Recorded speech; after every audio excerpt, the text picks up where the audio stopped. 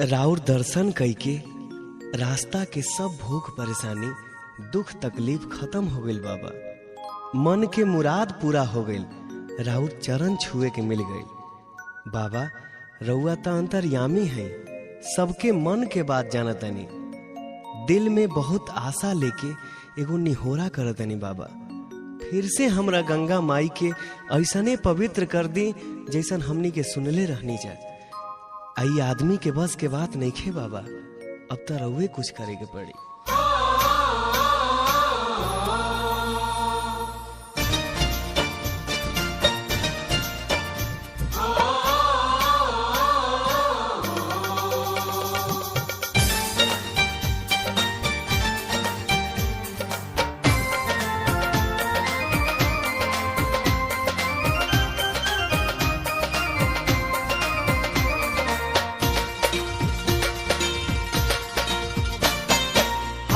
जोरी करी लेनी हो रवा सोझाई के, हाथ जोरी करी लेनी हो रवा सोझाई के। ए बाबा फिर से निर्मल कर हमरा गंगा माई के। ए बाबा फिर से निर्मल कर हमरा गंगा माई के।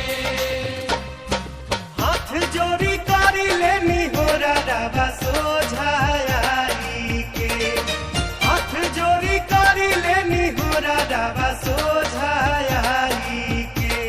ए बाबा फिर से निर्मल कर हमरा गंगा माई के। ए बाबा फिर से निर्मल कर हमरा गंगा माई के।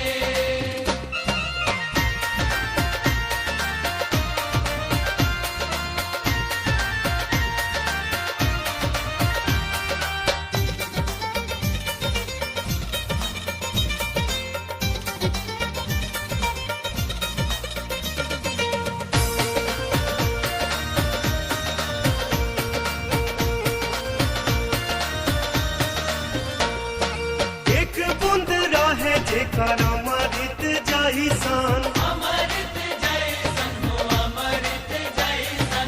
अब देखी बाबा दूर